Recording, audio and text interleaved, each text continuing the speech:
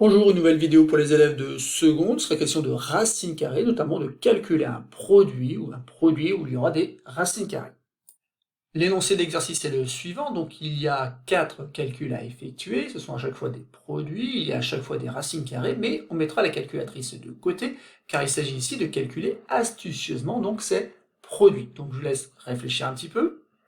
Et je vous donne tout simplement comme indice que, ici, l'astuce consiste tout simplement à réécrire racine carrée de 44 de manière un peu plus simple. De la même façon, racine carrée de 405, peut-être qu'on peut le réécrire de manière plus simple. Allez, maintenant je vous laisse appuyer sur pause, et simplement après, une fois que vous aurez effectué les 4 calculs, vous pourrez vérifier avec la suite de la vidéo que vous avez bien compris. Passons maintenant à la correction et regardons ensemble pourquoi ces calculs sont relativement simples. Tout simplement déjà parce que racine carrée de 11, malheureusement, on ne peut pas faire grand-chose. Racine carrée de 11, on est obligé de reporter donc, cette valeur dans le calcul. Mais pour ce qui est de racine carrée de 44, il faut bien observer le nombre 44. Et le nombre 44, il peut peut-être s'écrire à l'aide d'un produit, un produit dans lequel apparaît un carré parfait.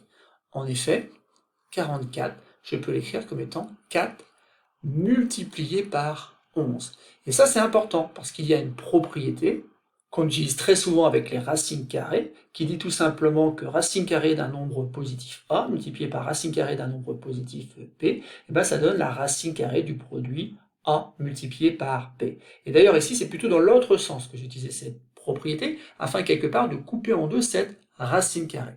En effet, je peux écrire donc que ce calcul équivaut à racine carrée de 11 multiplié par racine carrée de 4 multiplié par racine carrée de 11. C'est bien la propriété que j'utilise de la droite vers la gauche. Sauf que racine carrée de 4, vous devez avoir en tête que c'est tout simplement le nombre 2. Et surtout, le réflexe qu'il faut avoir en classe de seconde, c'est que racine carrée de 11 multiplié par racine carrée de 11, par définition, eh ben, ça donne 11. Et donc maintenant c'est terminé, puisque 11 multiplié par 2, eh ben ça donne tout simplement 22. Donc voilà comment, astucieusement, on a réussi à faire ce calcul. Maintenant, deux possibilités. Soit vous n'avez pas vraiment compris comment il fallait faire ces calculs, et dans ces cas-là, je vous conseille d'appuyer à nouveau sur pause et d'effectuer donc les 3 autres calculs en utilisant donc la petite remarque que je viens de faire ici. Sinon, vous pouvez continuer à lire la suite de cette vidéo. Et donc petit b, on observe bien le calcul à effectuer, et on se rend compte que racine carrée de 5, racine carrée de 5, on ne peut pas l'écrire autrement que racine carrée de 5. Mais pour ce qui est de racine carrée de 405, il y a sûrement un petit quelque chose à faire. Et ce petit quelque chose, c'est toujours la même chose, c'est de faire apparaître dans 405 un produit où apparaît justement un carré parfait. Donc ici, on cherche un petit peu avec les carrés parfaits qu'on peut rappeler, et qui sont donc ici maintenant. Et en cherchant un petit peu, on se rend compte que finalement, 405, ça n'a rien d'autre que 81 multiplié par 5. Alors, 81 multiplié par 5, c'est intéressant ça, parce que 81, ça fait partie des carrés parfaits. Et donc du coup, je peux enchaîner avec les propriétés de tout à l'heure, en écrivant donc qu'on a 2 racines carrées de 5, multiplié par racine carrée de 81, multiplié par racine carrée de 5. Donc ça équivaut à 2 racines carrées de 5, multiplié donc ici, bien sûr ça donne 9, multiplié par racine carrée de 5. Et encore une fois, le réflexe à avoir ici, c'est que racine carrée de 5 multiplié par racine carrée de 5, et bien ça fait exactement le nombre 5. Donc on a 2 multiplié par 5, multiplié par 9. Bon, 2 multiplié par 5, ça donne 10, 10 multiplié par 9, 90. C'est terminé, on a fini pour le petit b.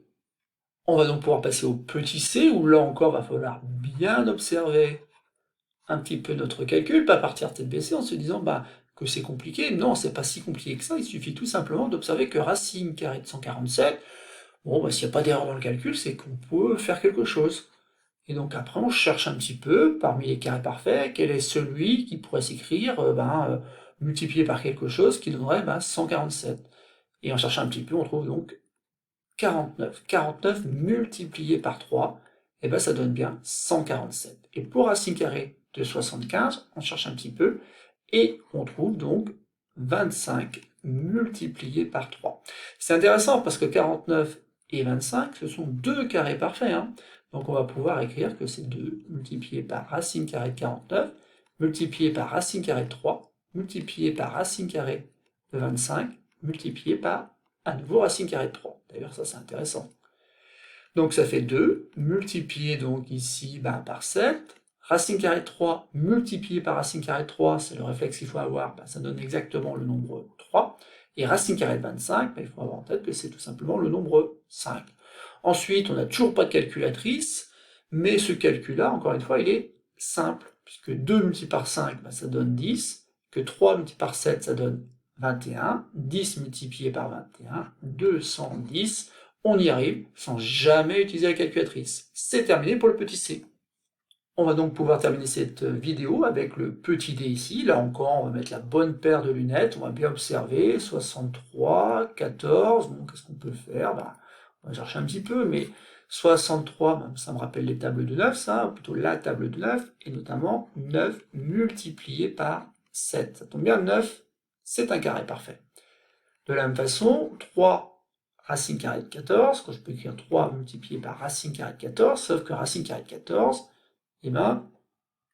ça marche moins bien. Ça marche moins bien parce que pour chercher, vous n'allez pas pouvoir faire apparaître un carré parfait. Mince. Alors là, comment faire? Comment faire? Parce que racine carrée de 14, malheureusement, ça ne marche pas très bien.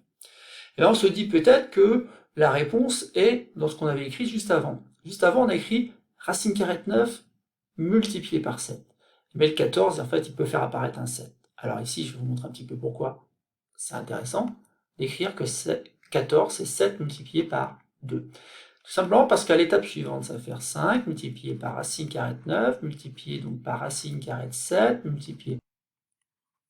multiplié par racine carrée de 7, et enfin multiplié par racine carrée de 2. Encore une fois, j'utilise à 2 reprises donc cette propriété. Donc regardons un petit peu ce qu'on obtient. On a 5 multiplié, donc ici ça doit donner 3.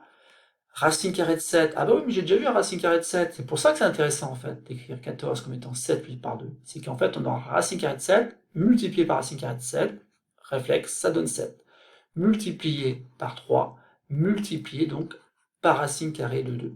Autrement dit, ici, pour ce dernier calcul, malheureusement, il va rester du racine carrée de 2. Mais autrement, le calcul n'est pas si compliqué que ça, même si, bien sûr, on a un peu plus d'efforts à faire que pour les 3 premiers. Donc ici, on va regarder un petit peu ce qui se passe. Donc on a 5 multiplié par 3, qui va donner 15. Voilà, et 15 multiplié par 21, c'est un calcul qu'il va falloir faire par la suite. Bon, en cherchant un petit peu, ou en posant l'opération, on obtient tout simplement 315 racine carrée de 2. Je reconnais que pour ce dernier calcul, le résultat à obtenir est un peu plus compliqué, mais néanmoins, 15 multiplié par 20, ça donne bien 300, sauf que c'est 21 fois 15 qu'il faut, donc vous pouvez faire 300 plus 15. Et c'est donc terminé pour cette petite vidéo sur les racines carrées. Ici, il faut bien retenir qu'on a tout intérêt à simplifier les racines carrées pour faire les calculs, de la même façon qu'on simplifie les fractions lorsqu'on fait des opérations sur ces mêmes fractions. Et pour le reste, j'insiste, continuez à travailler sans calculatrice, c'est la clé de la réussite en mathématiques.